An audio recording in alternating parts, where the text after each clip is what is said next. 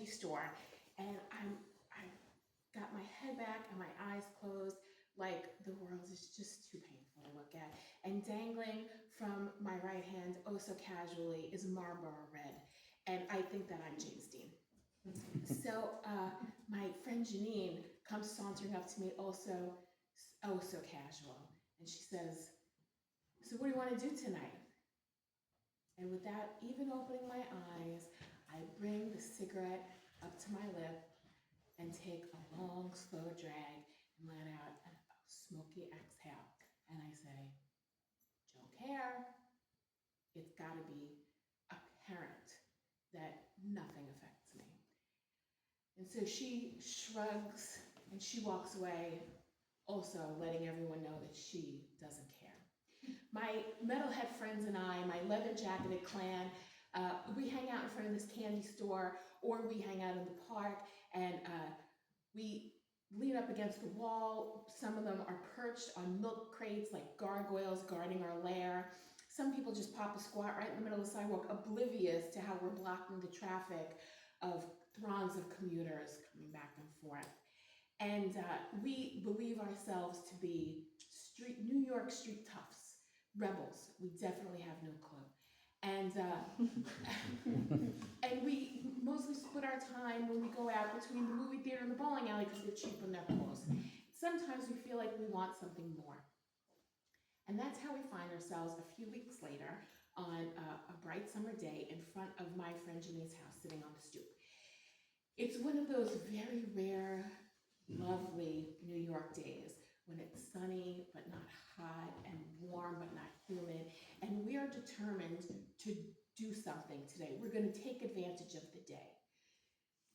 So that's why at noon we're out here, when normally we don't come out of our individual holes until after 7 o'clock. And the thing is, we don't really know what to do. We are not great with outdoors. We are what you would call indoorsy.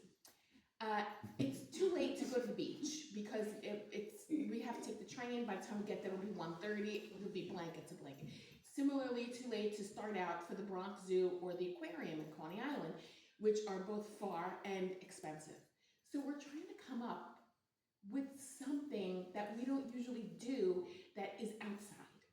And my friend Lisa pipes up and says, "Why don't we go down to the village and poke around all those used record and bookstores and get something to eat?" And Janine snaps at her, "That's still doing something inside. I want to do something outside." So our friend Christy says, "You mean like horseback riding?" And we all just stare at her. We're all from Queens. None of us know how to ride a horse. And so we kind of just shift our weight and look uncomfortably at our shoes, and we're pretty sure that what's going to happen is we're just going to spend the whole afternoon here and then wind up hanging out in the park with all of our friends and a radio later tonight, same thing we always do.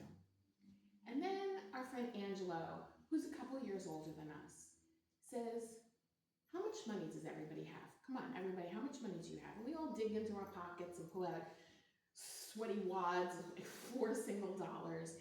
But together, the six of us had about $28, $30. And Angelo says, "All right, let's go."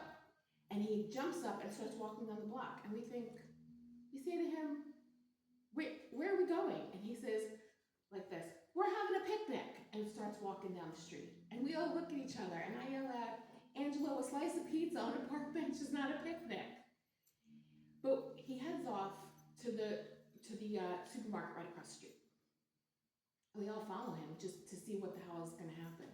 And he moves through the supermarket aisles like a man on a mission. He picks up ground beef and buns and paper towels and a bag of coal and some lighter fluid.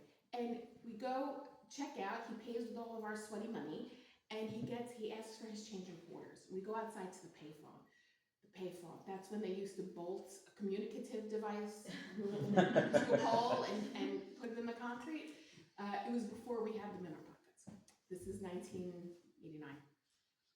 And he starts making calls. He starts dialing the phone, and we only hear his end of the conversation. And he says, "Yeah, we're having a cookout."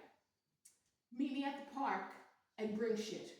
Now we say a cookout. A cookout? What the fuck is he talking about? A cookout? We don't have any access to barbecue. So we go back to Janine's house, and he sneaks into the house, and he pulls the rack out of the oven. And he pulls the metal lid off the garbage can.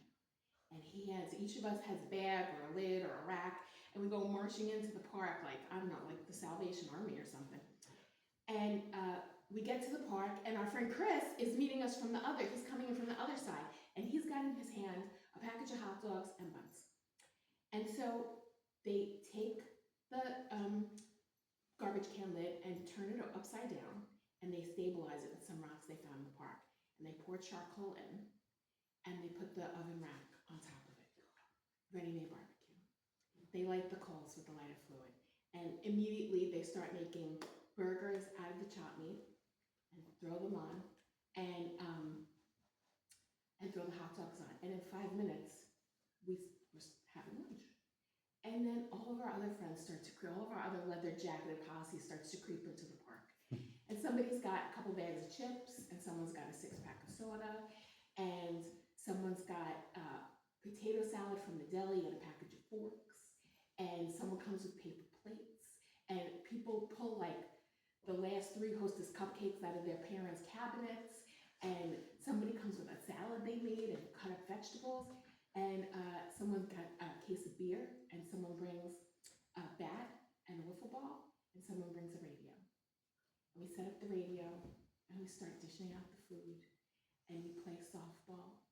And everyone takes out their package of cigarettes and just throws it on the bench. So we have like communal cigarettes, everyone's just taking from everyone else's pack.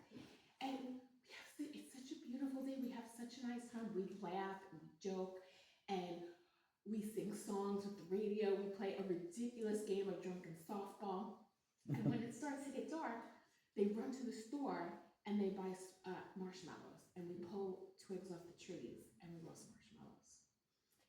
And we're there until like 11 o'clock at night, and it's the best day we have all summer. When it's over, we pick everything up, we throw it in the big bin, the big park department bin. We take the garbage can lid and the oven rack, we sneak them back into Janine's house, and it's like we were never there. And we were looking for something to do, and it turns out we didn't really need to find something to do. We just made something do. All we needed was someone with a good idea and other people to follow through with it. Kind of like stone soup, right? And we spend so much time in our lives as young leather-jacketed wannabe thugs trying to be as sullen as possible and as serious as possible because that's who we were. And sometimes you just have to embrace the joy. Thank you.